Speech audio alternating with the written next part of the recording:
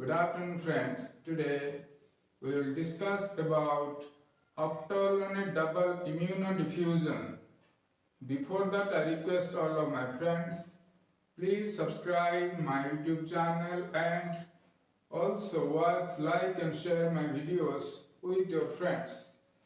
Oughterlony double immunodiffusion is a immunotechnique developed by Swedish bacteriologist and immunologist Oughterlony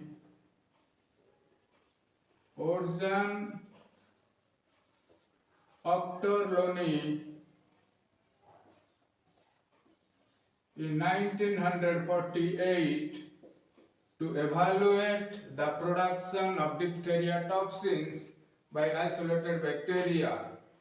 This technique is useful for the detection, identification and quantification of antibody and the antigen. Antigenic relationship between different samples can also be analyzed by this technique. This figure illustrates the principle of double immunodiffusion. In this technique, both antigens and antibodies are allowed to diffuse toward each other. As the antibody and the antigens diffuse toward each other, their concentration decreases. This forms two opposing concentration gradients. When the two concentration gradients meet in the zone of equivalence, maximum interaction takes place between antibody and antigens. This interaction results in the formation of a precipitation line between antibody and antigens. Because in the zone of equivalence, there are optimal proportions of antigens and antibody, maximum cross-linking takes place between them. This cross-linking results in the formation of distinct precipitation line between antibody and the antigens. In double immunodiffusion, wells are first cut into an agarose gel. In this example, we have taken 3 gels.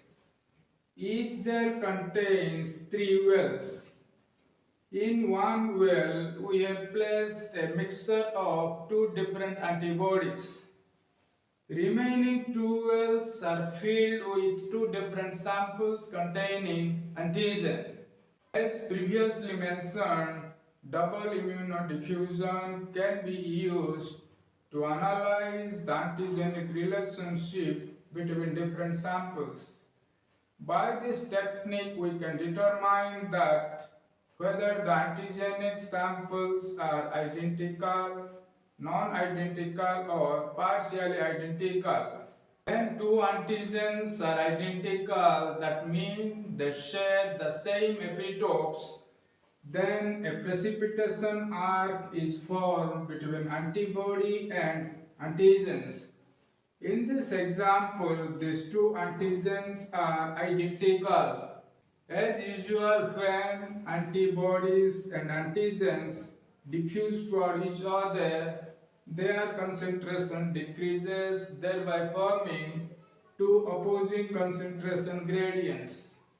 When these 2 opposing concentration gradients meet in the zone of equivalence, maximum interaction takes place between antibody and antigen. As a result, precipitation line is formed.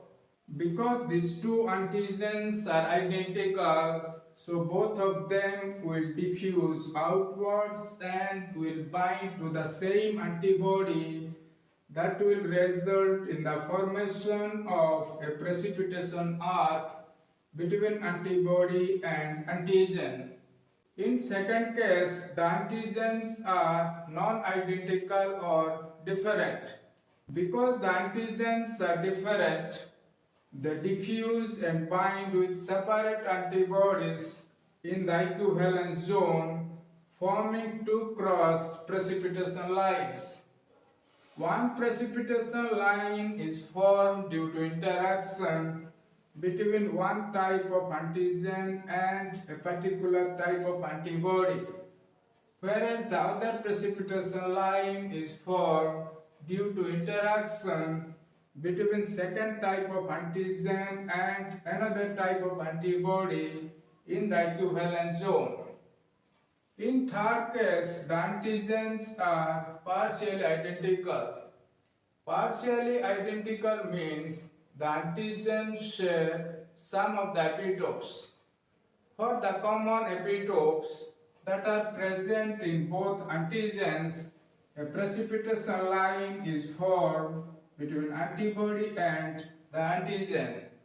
But for the unique epitope which is present in only one antigen, a curved spur is formed.